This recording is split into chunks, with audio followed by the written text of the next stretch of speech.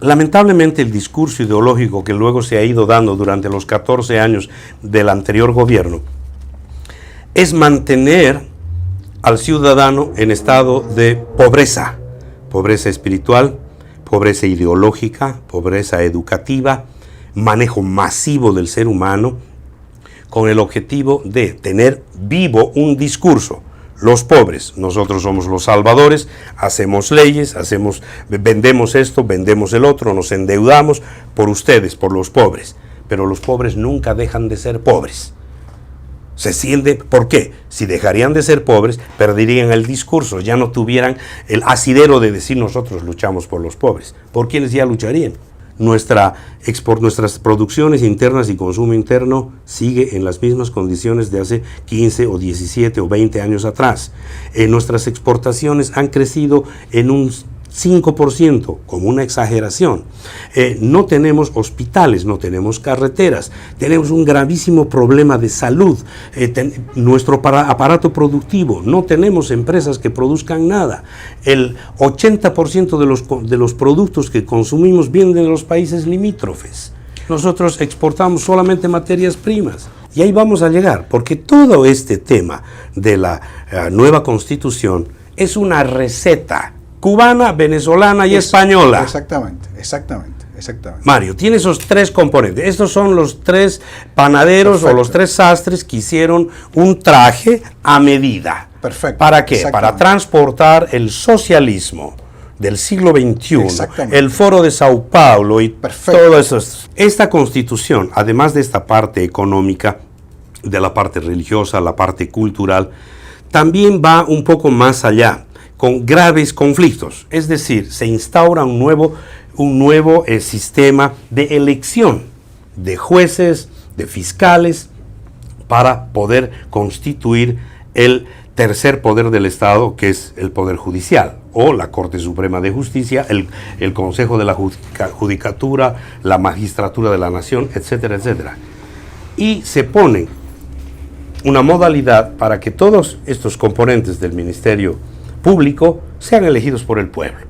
Pero en realidad van y han sido elegidos por el Congreso, que el Congreso obviamente era mayoritario del partido gobernante, y además que fueron los que aprobaron la ley para la convocatoria a la Asamblea Constituyente, cumpliendo un objetivo fundamental de tener en un texto constitucional unas normas establecidas de juego, pero en el fondo era el control absoluto del Estado, bajo la premisa de que el ciudadano es quien decide los destinos de la nación. Entonces son elementos contradictorios. Y tenemos una serie de problemas que, lejos de mejorar esta nueva Constitución, nos los han creado. Y en los sistemas judiciales, el manejo discriminativo de los altos mandos militares, policiales, la persecución a los hombres de fe, mujeres y hombres de fe, las religiones han sido apartadas. Se ha inventado un vocablo de tipo económico para el manejo de la nación, que en vez de ser positivo, ha sido absolutamente negativo.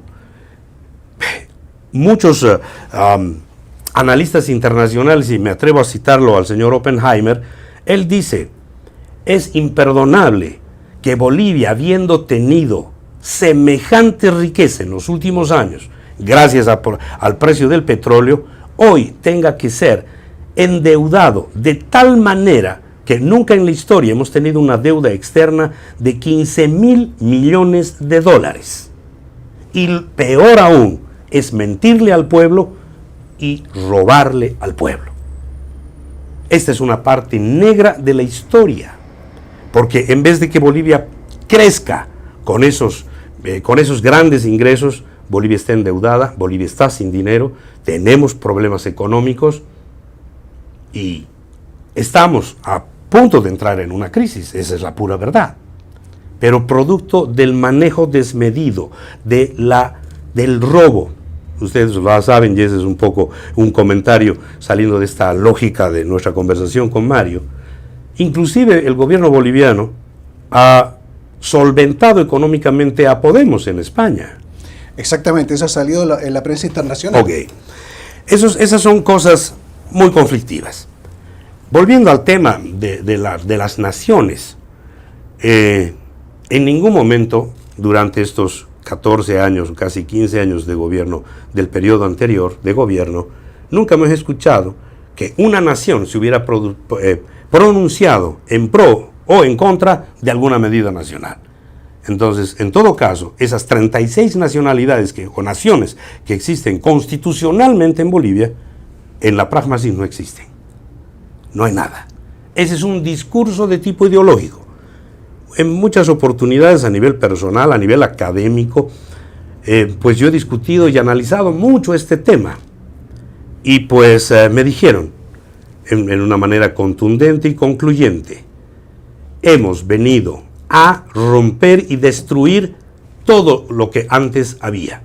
Es por eso que vamos a refundar Bolivia. Todo lo pasado fue malo. A partir de hoy, Bolivia será nueva. Pero lamentablemente no tenemos nada de aquello.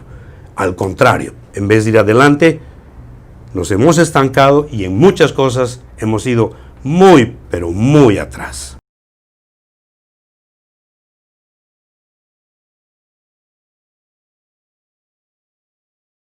Una injerencia absoluta de parte extranjera.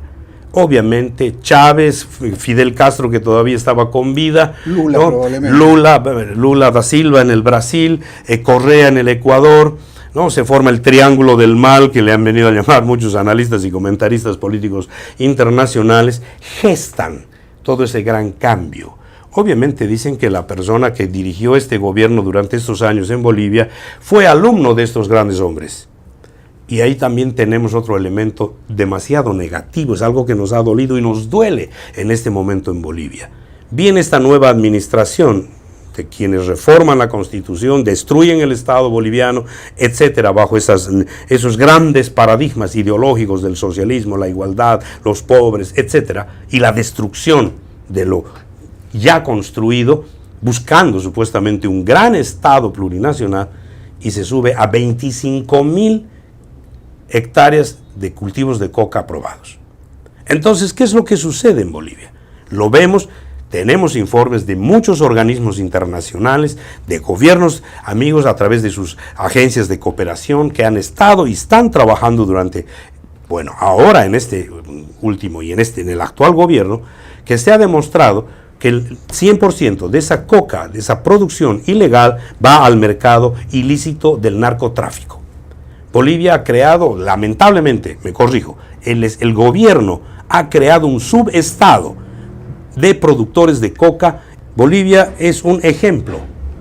Y yo como ciudadano boliviano al servicio de mi nación, como diplomático profesional, lamento sobremanera que la gran ideología o las grandes ideologías que son proclamadas por el socialismo del siglo XXI nos hayan tocado de tal manera que hemos llegado a una confrontación muy grande en mi país.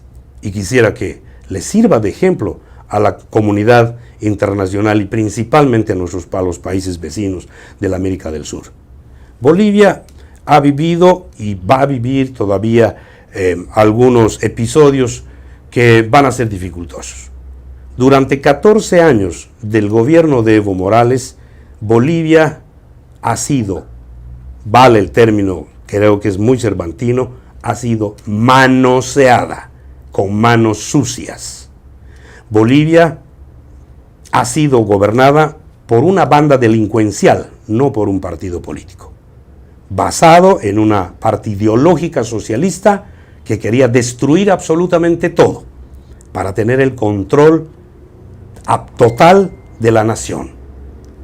Yo creo que todos los ciudadanos del mundo, y principalmente los ciudadanos de América del Sur, deberíamos hacer una introspección y ver realmente cuánto bien nos haría reformular así, con esos parangones que yo acabo de explicar, ese gran pacto social que se llama la Constitución Política del Estado.